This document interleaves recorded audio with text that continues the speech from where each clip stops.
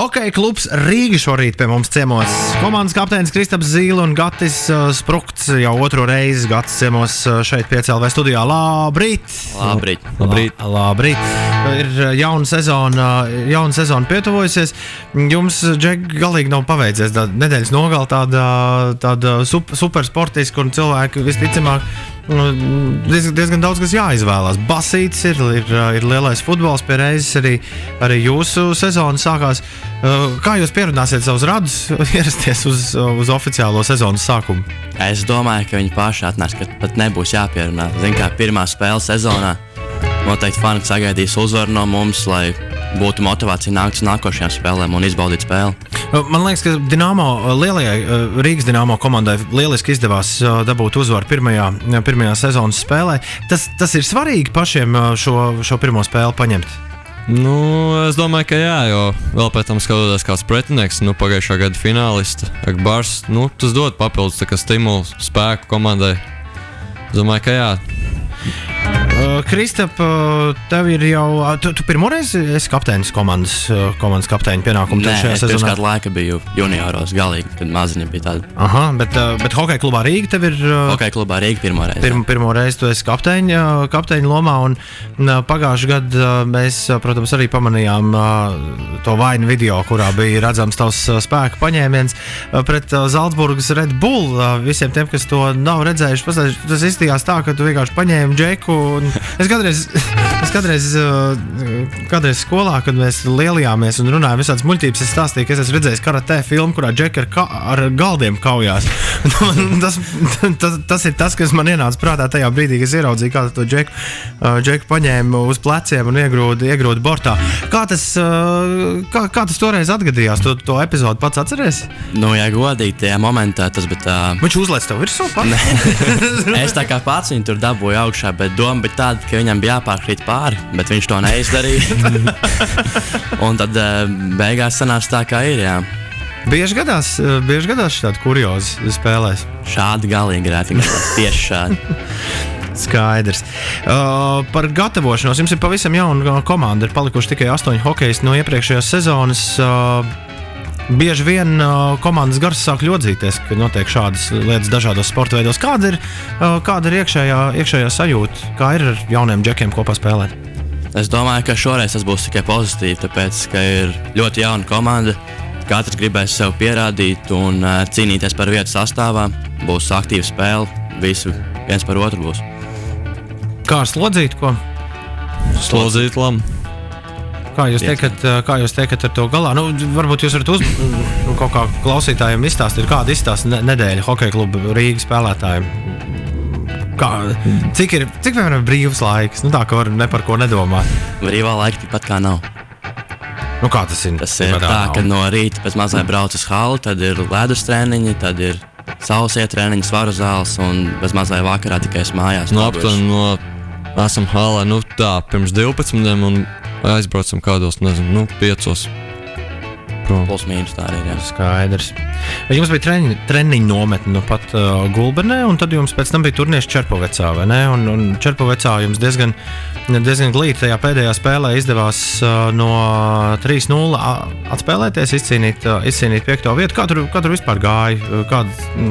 Kā izskatījās? Kāda sajūta ir pēc šī turnīra? Tas bija pasaules kausa īstenībā. Tagad, Tas bija Ekaterinburgā. Jā, Ekaterinburgā. Es atvainojos. Jā, bet, sajūtas jau, protams, nezinu, ideāls. Pret Somijas čempioniem šādu spēli uztaisīt, protams, iegājumi pēc pirmā perioda, bija tādi, bišķi tāds, varēja just komandā tādu kaut kāds pamirums, jā, bet, nezinu, kapteinis atrada īstos vārdus, ko iedot pēc pirmā perioda un beigās uzvarējām. Uldis mums tad var bieži brauc uz Krieviju un tad veda ājās visādas bildes ar dīvainiem automātiem, kurus viņš ierauga lidos, tādu, puķu automāts vai Putina krekla automāts un tā. Cik jums daudz ir brīvu laika, tad, kad jūs braukājat apkārt? Nesat kaut ko pilnīgi dūlu redzējuši kādreiz starp spēlēm? Nav sanācis. Pārsvarā atlido un uz halli un pēc tam uzreiz apakaļ, ja? Ja ir brīva diena, tad mēs to izmantojam pārsvarā atpūšoties, neko baigi tādu nedarot un gatavoties nākošajai spēlē. Viss tālākais punkts, uz kuriem jums jālido 7000 km. Tas ir vai vienalga, vai Habārovska, vai Južna, Sahalinska. Es pieļauju, ka tur viss ir pilnīgi savādāk nekā šeit, tad, kad uz turien aizbrauc. Bet cik ilgi ir jālido? Tas bija kaut kāds 9 stundas, ne? Jā. Plus mīnus. Tas ir no Maskavas 9 stundas. Jā. Jūs paši ar savu lidmašīnu lidojat? Nē. Jūs ar komercreisiem pārvietojaties? Skaidrs, tad jau dažreiz gadās arī pazaudēt kaut kādu bagāžu un vēl visādi joki. Līdz šim nav atgadījies. Tā kā pagaidām. Cerams, ka arī neatgadīsies. Skaidrs.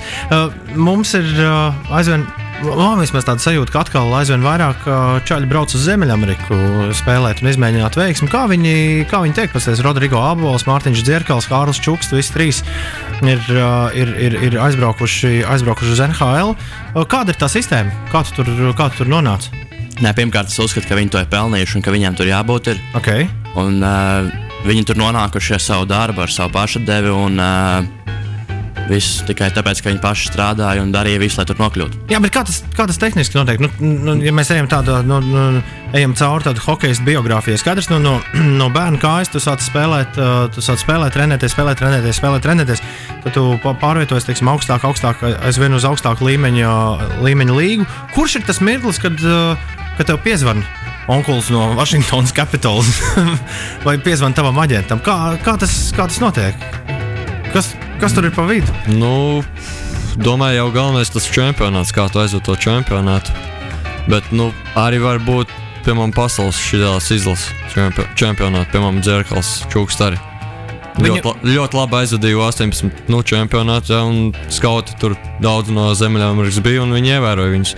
Bet, protams, viņi arī, viņi sako viņiem jau līdz, jau redzēja labas statistikas šeit MHL čempionātā, bet, Principā tie vīriņi visu laiku pēta, kas notiek pārējā pasaulē uz ledus un štuko, kas tur un kā varētu būt. Skaidrs, tas nozīmē, ka man atliek tikai jums novēlēt brīnišķīgu sezonu, vēl interesantākus spēku paņēmienus, kas varbūt varētu arī ieinteresēt kaut kādas lielākus vīrus un galvenais tie punkti. Man liekas, ka jebkurš punkts ir svarīgs un jā, tas vecais labais teiciens, sezonas sākumā tie punkti, kurus pazaudēs, vienmēr būs tieši tie, kur arī pietrūks sezonas beigās, tāpēc es jums novēlu pēc iespējas veiksmīgāk iesākt sezonu. Kāda pašiem sajūta no tiem CSKA jauniešiem no Krasnaya Armija?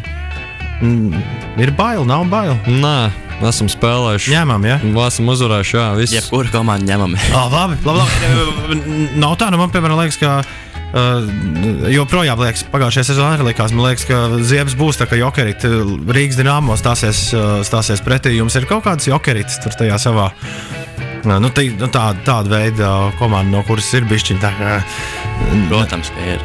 Tas pats Krasnaya Armijas, kā ir daudz labas komandas MHL, par kurām vienmēr ir interesanti spēlēt aktīvas spēles. Jācīnās, jādod visu. Sestdien Piņķos būs aktīva spēle. Es domāju, būs ļoti aktīva spēle. Turēsim jūs pie vārda. Ledus hallē Piņķos, Inbox LV Ledus hallē Piņķos 5. septembrī 13:06. MHL sezonu. To uzsāks Hokeja klubs Rīga ar spēli pret Maskavas CSKA jauniešu komandu Krasnaya Armija. Tāpēc šorīt ciemos pie mums Kristaps Zīle, komandas kapteinis un Gatis Sprukts, Džek Leveits un droši vien tiekamies pirms playoffiem. Protams. Sarunāts. Čau!